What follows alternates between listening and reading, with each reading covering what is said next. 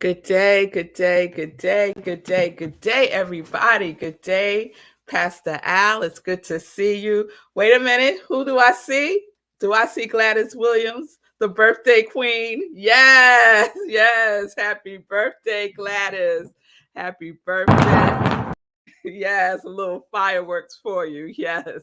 And so I had to wear some of my Ashanti jewelry today in honor of Gladys's birthday. Yes, yes, yes.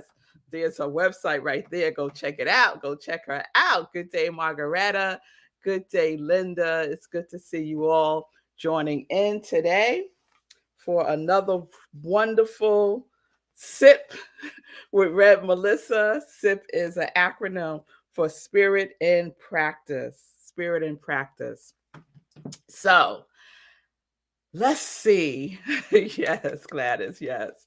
Let's see. So the first thing that I want to just say is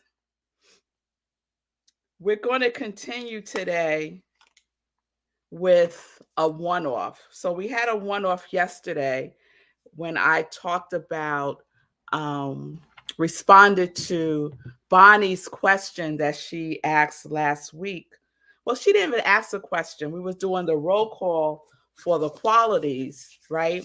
And she said bravery. And I asked her, does she want bravery or courage? And then she asked what was the difference. So we spent yesterday just unpacking the distinction between bravery and courage. So if you missed that, please check out the replay from yesterday. And just as some highlights, I want to share this. That some of the differences between bravery and courage are bravery is more instinct. It's more of an instinct, right? It's more something that's kind of like you're driven, it's spontaneous, and you're kind of like on autopilot, right? Courage is more about consciousness. It's a consciousness driven energy, and it's more thoughtfulness attached to it. And you're more in a awareness mode than in a kind of like spontaneous autopilot mode. So either one is fine, right? Whatever resonates for you for your quality, if you're going between bravery and courage, is fine. So today I wanted to unpack Julian's comment that she had last week when we were doing visioning. And Julie's comment came up when I think I was sharing about memories, right? And how most of my memories about my relationship with my father, I made up.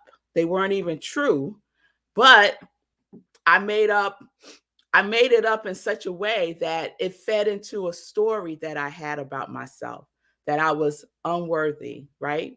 And that became a limiting belief in my life, right? In my subconscious mind, that I was running, that was running my life, that was running, especially in my relationships with men, right?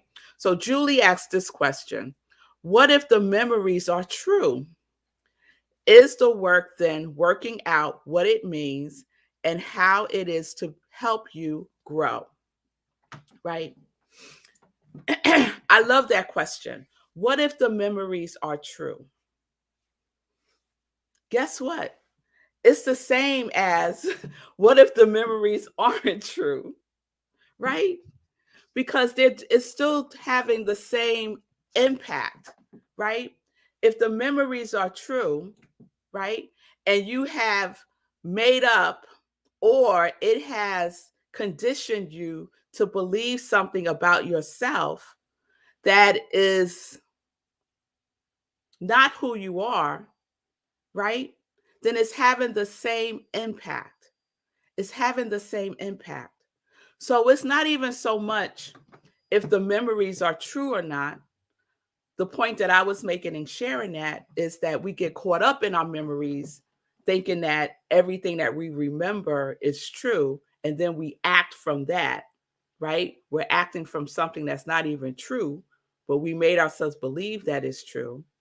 And the same is similar if the memories are true.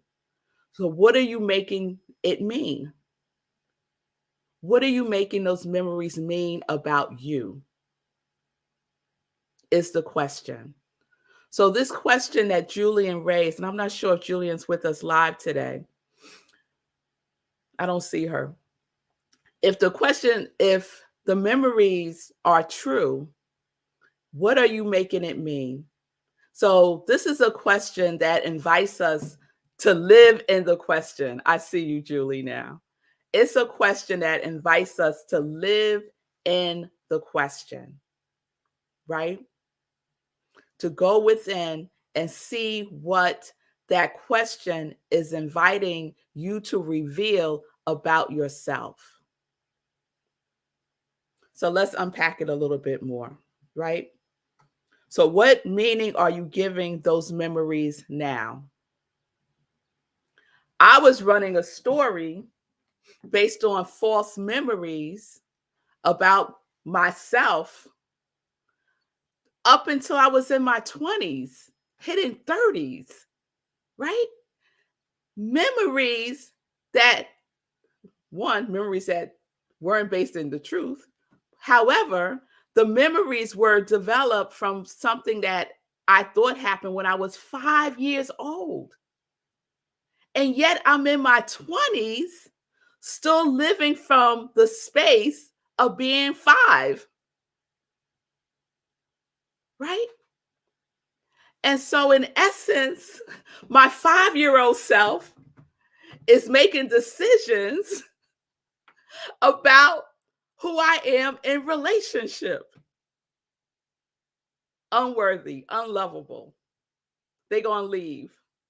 Let me leave them before they leave me. That was my big thing. That was my big thing. I will leave you before you leave me.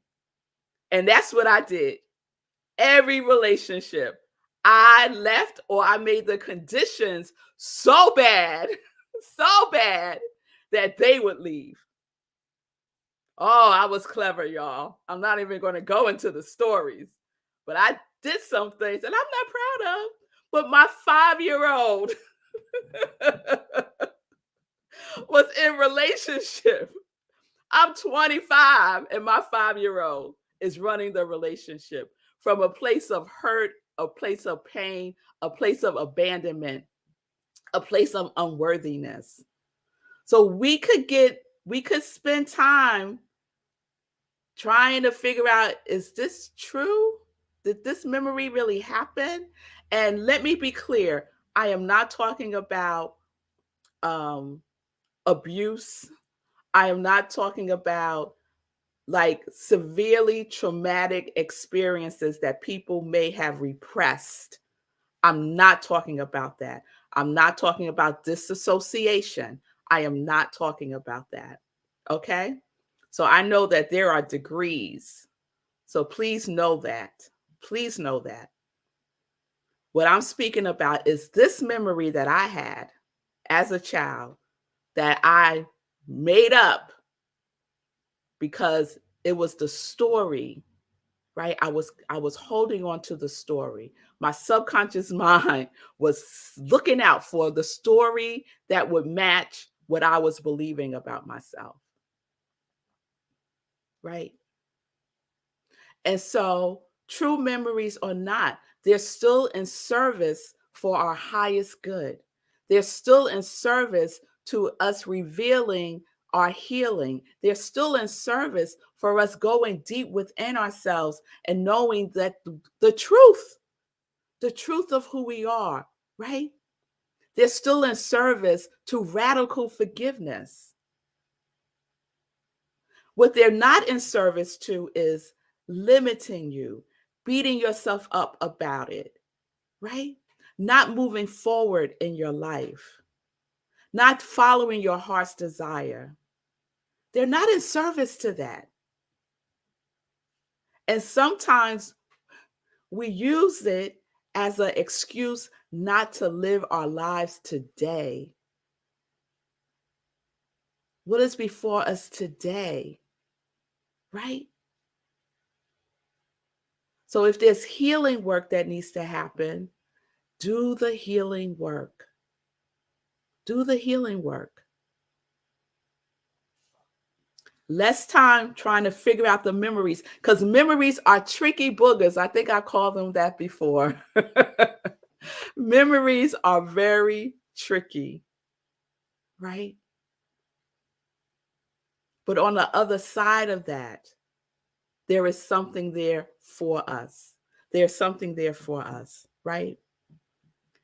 If the memories are limiting the truth of who you are, then there is something there for you to resolve, to recover, to rediscover, to remember, to restore, to reintegrate, to recognize who you are, right? So what I know is that the story that was running my life was a story of unworthiness. And what I know is that God does not make unworthiness. That is the truth. So if God does not make unworthiness, I cannot possibly be unworthy. It's an impossibility. Now, I could believe it, but what I'm saying is it's impossible for me to be unworthy. Impossible. So let's live in that question, right? And know that the answer, because I don't have the answer. I don't have anybody's answers. All I could speak from is my experience, the work that I have done, the the uh, the work that I have done in the sense of my own healing work and also the work of educating myself, right? So, are your memories informing what you are doing today? Are your memories running the show? And if they are, that is good to know. Yes, Linda. Linda just wrote, we can reframe our stories. It's a technique that works. Absolutely.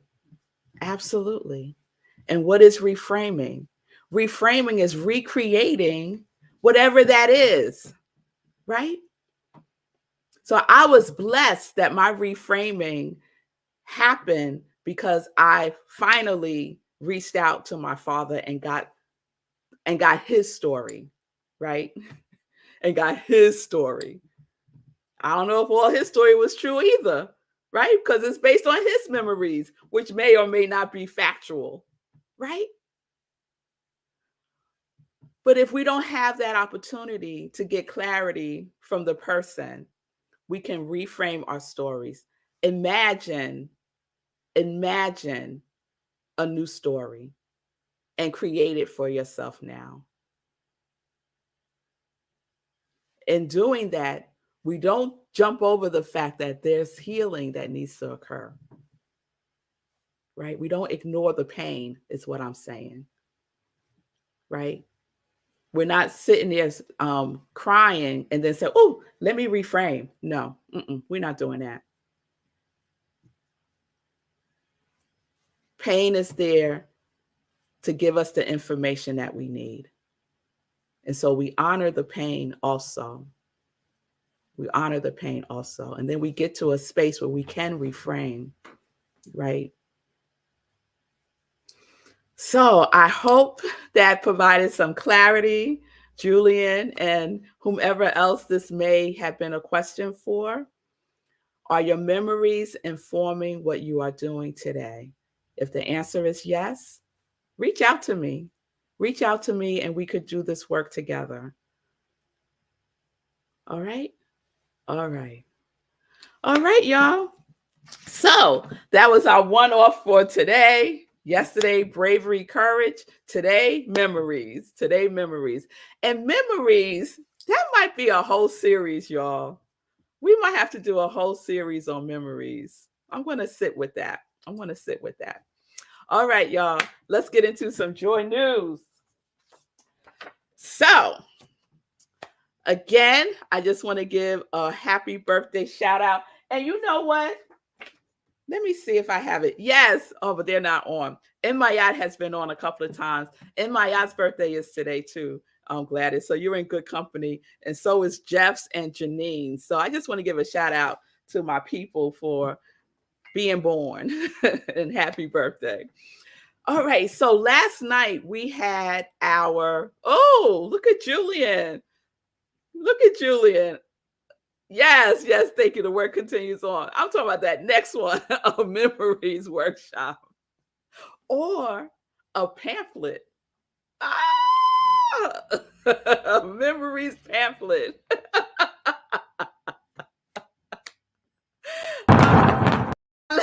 Yes, I gotta add that to my list. Oh, say cool, the list is growing. I'm up to 19 now. So I gotta pick my three, right? I gotta pick my three. With my list, this is my list, y'all, from Say Cool's homework. 19, 19 pamphlet ideas. Mm-hmm. Yeah. And I was complaining because I was like, I can't come up with 10. I got 19. And now we're going to add the memory one. That's be 20. All right, y'all. Last night we had our 30-day mental diet class reunion. We just had a check-in to see how everybody was doing.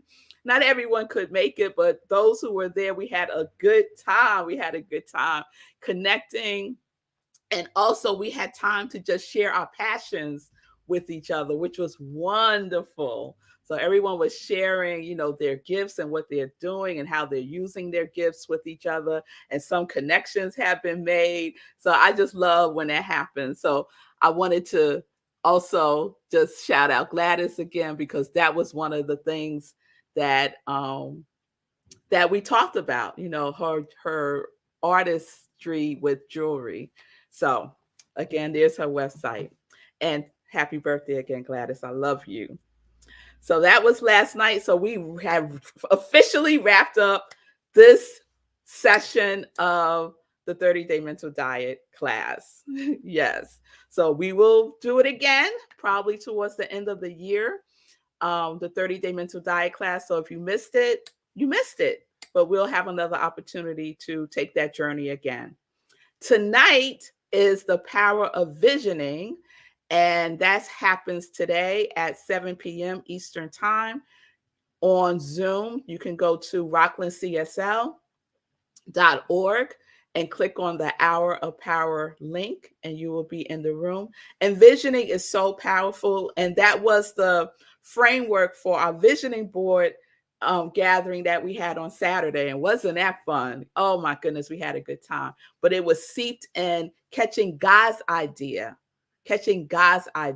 for our life, God's idea for our quality, right? So I'm doing that process this evening at 7 p.m. So if you missed it on Saturday, please come tonight and get a taste of visioning. All right. Sunday, Living Life in Joy. We are in March and we are celebrating Women's History Month. And so I have an amazing lineup for the month of March of dynamic, powerful women, Black women who are doing their thing in the world. Talk about living their passion. So please stay tuned this Sunday, 10:30 a.m. Eastern Time as we kick off Women's History Month. Yes. Then we have Sunday in Praise at Rockland CSL, 11:30 a.m. Eastern Time. And since we're in a new month, we have a new theme. And the theme is Remember, God is my source. So March is all about abundance and prosperity. It's money March. It's money March. But it's beyond just the finances of it. It's about wholeness. It's about well-being. So Sunday, I am talking about tithing, and God we trust is the topic. And where do we see in God we trust? On all of our money, right? It's on all of our money. So please join me for service at 11:30. Then, oh, I need some fireworks for this next one. I need some fireworks. Uh-oh. I think Seku is frozen. All right. All right. I'm not gonna wait. So this is the fireworks. I will be appearing at the Apollo Theater. You know that. And it is sold out. It is sold out. The event is sold out. I am so excited. Uh-oh. No, I'm not experiencing technical difficulties. You are? I am? No, I was fine. I think. All right. I see two of you now in the green room. Yes. I'm sorry, y'all. Say cool, I think was having some technical difficulties. All right, we're good. We're back. So I was asking for fireworks, say cool, but it's okay. I moved on. I moved on. That's how I realized something was going on because you wasn't moving. So the event at the Apollo is sold out. It is the Healing, Joy, and Liberation Mental Health and the Arts event taking place next Tuesday, 7 p.m. at the Apollo Theater. What I found out recently is that it will be live streamed. So CUNY, which is one of the partners, is live streaming the event. So you can find the link on my social media, and it will be on my website soon. So on the 8th, go click on the link and you'll be able to see the event. I am there representing joy as liberation. And so I am just so excited about that. And the other amazing news is that I am closing out the event. So I am doing something. I'm going to do some experience for everyone that is in attendance and watching on live stream. So yes, that's so I am the grand finale and I am just tickle pink or tickle purple about that. So I hope if you don't have a ticket that you can see it on the live stream. The next thing I want to mention is we have a new class coming up. So we wrapped up the 30-day mental diet. Our next class is practicing the presence of abundance. And we are using Edwin Gaines, the 4 spiritual laws of prosperity to do so. So it is an amazing class that I've created. And it's all about knowing that God is our source, that God is our source. Knowing that, right? And Sekou on his the Be Your Own Hero show talks about, having, what is it, 7 streams of revenue, right? So we could have like a multitude of revenue streams, but there's only one source, y'all. And that source is God. So this class is embedded in that knowingness, experiencing it, even testing it. We're going to test if God is our source. We want proof of it, right? So if you want to go on this journey with me, please sign up. You can do so by going to my website, iamrevmelissa.com, and you will be connected to where you can sign up. The course, I should say the investment, because it is an investment, y'all, into yourself, into your consciousness, into how you see yourself and your position in the world, right? It's $125. And included in this journey, we're going to do at least a 21-day fast. And what are we fasting on? We're going to fast on complaining, no gossiping, no sugar. Yeah, y'all. That sugar stuff, it messes up your mind, y'all. It does. So no sugar and no low vibration activities. So that's where we're going. It's right in time for Lent. Lent is right up in there. So please join me. Register today. And then the last thing I want to share is to save the date, May 22nd. I will be the keynote speaker at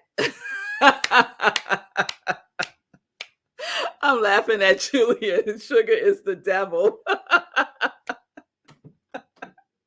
And you know what? That's true. Because you think about the devil. What's the devil? Really, the devil is an error in thinking. Sin is an error in thinking, right? That's all it is.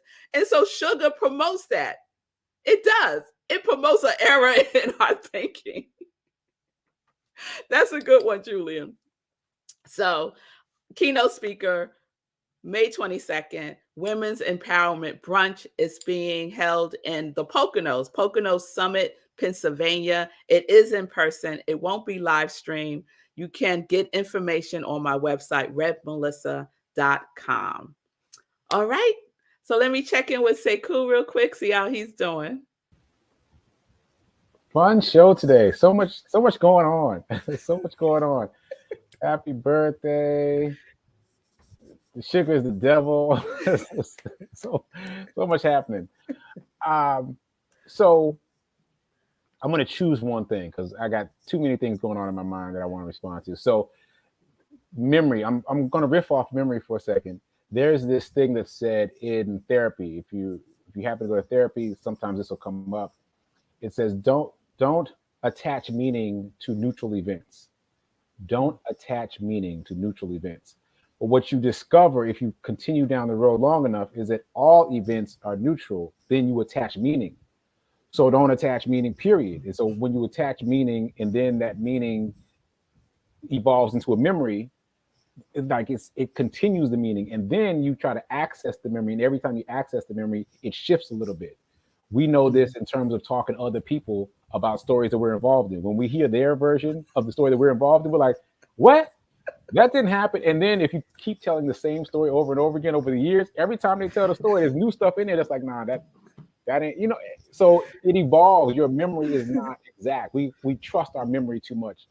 And if you do this guide, that's going to be good for a lot of people. This how-to guide number 20 on your list of guides. Yeah, I'm in on that one because it is something that we need to consider. Like we think of the memory as infallible, but it is fallible. So that's that. Yes. And you know what? Let me see if I have time for a quick story. What that reminds me of is my sister Erica, right? So when I hear her tell stories about our childhood, I just sit there in awe, like what, what, right? So I'm gonna tell a real quick one, and this is a really good example of applying meaning, right? What Sekou was just talking about, right? So growing up, what I'm about to tell on myself, because I don't know if my mother know I did this, but growing up, Erica had to always be with me. I'm the older sister. We're 5 years apart. So my mother will always make me take her with me everywhere I went. And I didn't want her to go with me. I didn't want her to hang out with me and my friends and all that good stuff, right? So I would take her to the library and leave her there all day. And I would go out with my friends, right? And I would tell her, you better not say anything, right? So we're talking years later, right? Erica is conveying this story. So I think it was at Marco and I's pre-engagement or pre-wedding get-together or something we had, right? And so Erica was sharing this story about me, right? And so she goes, it's because of Melissa that I have a love of books, right? My mother said, yes, I know. My mother said, yes, I know. Erica ratted me out. She ratted me out, y'all. So Erica's telling the story, the same story, what I just told you, the neutral event that I just told you. I took her to the library, right? Right. Because of Melissa, I have a love of books. She would take me to the library all the time and just let me just go and like read all these books. It was so much fun. And so I just love her. This is the story she's telling. I love her so much because she opened up my world to books. And I'm sitting there like this. What? What are you talking about? Right? So, same event, right? what she attached to it, what I attached to it, two very different things, right? And then if we create more story around that, right? And live our lives from that place, then what? What are we experiencing? What are we believing about ourselves? All right, y'all. All right, I'm over time, but that you saying about the meaning brought back that memory, and we could see, don't trust your memories. Don't trust them. All right, y'all. I will see you tomorrow. Peace and blessing, peace and justice. We're living life in joy, connected to our yes.